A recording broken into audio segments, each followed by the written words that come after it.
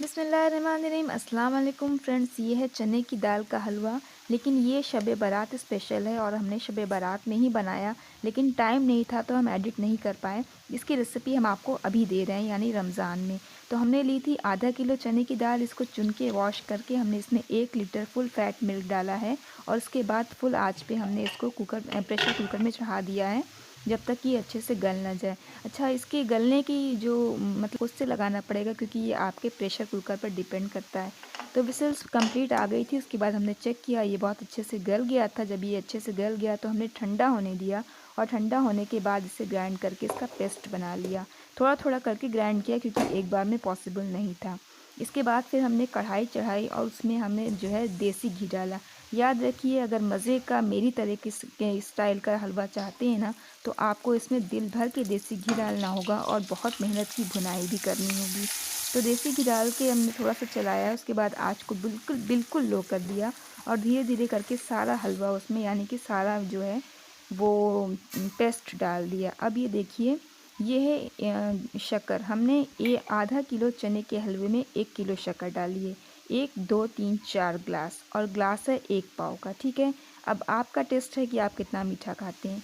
इसके बाद हमने इसको चलाया और धीरे धीरे करके शक्कर डाली, क्योंकि एक बार में शक्कर नहीं जा रही थी, मेरी कढ़ाई छोटी पड़ रही थी। तो 2 से 3 बार में हमने डाला। लेकिन आप घबराइएगा नहीं कि बहुत पतली हो गई आपकी ये जो दाल है वो गिर रही है, नहीं, कोई बात नहीं। धीमी धीमी आंच पर बहुत ही पेशेंस के साथ चलाते रहिएगा, तो ये धीरे धीरे करके एकदम मेल्ट हो जाएगी, घुल जाएगी और एक बहुत अच्छा सा लिक्विड जो है ना, वो टेक्सचर अभी आपके सामने आ जाएगा। तो पूरा जो वीडियो है ना वो काफ़ी लंबा है, तो हमने मेन मेन से क्लिप आपके सामने शेयर की है। ये देखिए, अच्छी तरीके से भुनाई करेंगे तो ये ऐसे ही हो जाएगा। फिर 2 से 3 चम्मच भर के देसी घी डाला है। अब ये क्या है ना कि अब ये थिक होना शुरू हो गया है, तो इसका बबल जो है वो उड़ के मेरे हाथ पर आया और मेरा हाथ भी जला। तो यहाँ पेशेंस के साथ साथ आपको थोड़ा ध्यान से भी काम करना होगा अपने लिए, क्योंकि ये ना आपका हाथ जला सकता है जब इसमें बबल पड़ता है, जब ये थिक होना शुरू होता है।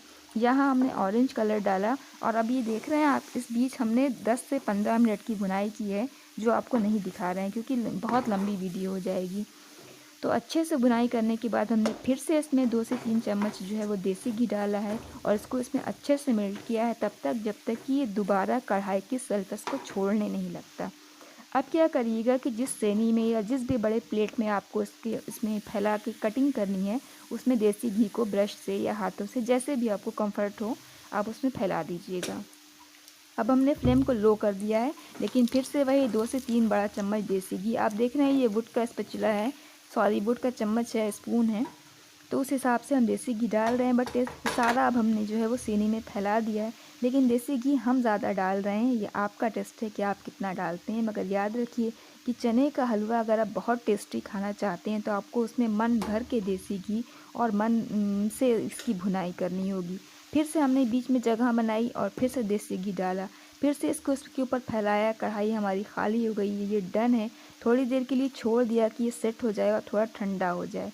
उसके बाद अभी भी ये गर्म था, तो बेलन की हेल्प से हमें जितना थिक हलवा चाहिए, जितनी उसकी थिक जो है वो पीस चाहिए, उस हिसाब से हमने बेलन से इसे फैला लिया और उसके बाद से दोबारा से इसके ऊपर देसी घी को जो है वो ब्रश से अप्लाई किया। जी हाँ, देसी घी ज़रूर डालिएगा अगर बहुत टेस्टी हलवा चाहते हैं। देखिए, मीठी चीज़ों में अगर आप देसी घी की कंजूसी करेंगे तो फिर वो मज़ा नहीं आएगा।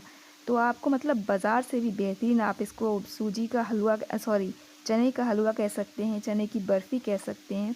अच्छा, इसके अलावा हम आपको एक और जो है वो शब बारात स्पेशल क्लिप, जो कि सूजी के हलवे की है, जो अम्मी ने बनाया था, हमने नहीं, हमने शूट किया था और एडिट किया है, उसकी रेसिपी भी देंगे। लेकिन उसके लिए भी हम सॉरी कि शब बारात जा चुकी है और रमज़ान आ चुका है और हम इसे बहुत लेट अपलोड कर रहे हैं, क्योंकि हमें एडिटिंग का बिल्कुल टाइम नहीं मिला।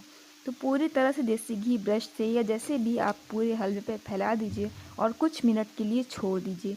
कुछ मिनट के बाद आप इसे जो है, जब ये थोड़ा थोड़ा सा ठंडा होने लगे ना, एकदम नहीं, थोड़ा थोड़ा सा, तो उसके बाद आप इसके ऊपर सिल्वर पेपर जो होता है ना, चांदी का वर्क, वो लगाइएगा। तो सिल्वर पेपर के लिए हमने अम्मी को बुलाया, क्योंकि ये हमसे ठीक से नहीं लग पाता है, टूट जाता है। तो अम्मी आई और अम्मी ने सब पर लगा दिया। इसको लगाने के बाद हमने इसको कम से कम 15 से 20 मिनट का रेस्ट दिया, मतलब कि ये थोड़ा सा कड़ा हो जाए।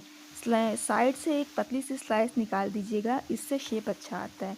जिस भी शेप में चाहिए कट कर लीजिए। देखिए कितना अच्छा दिख रहा है, जितना अच्छा ये दिख रहा है ना, टेस्ट भी उतना ही बढ़िया है। तो आपको तभी पता चलेगा जब आप ट्राई करेंगे।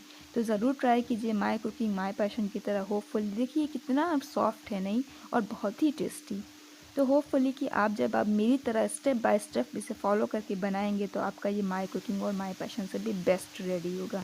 तो सबकी कटिंग हो गई है। अब हमने इस कढ़ाई को वापस से साफ़ कर लिया है और बहुत अच्छी तरीके से सुखा लिया। याद रखिए मॉइस्चर बिल्कुल नहीं होना चाहिए जिस भी चीज़ में आप इसको जो है स्टोर करें। उसके बाद सबको इसमें डन रख दिया है। अब ये डन है, तो दीजिए इजाज़त, मिलेंगे इंशाल्लाह। अल्लाह हाफिज़।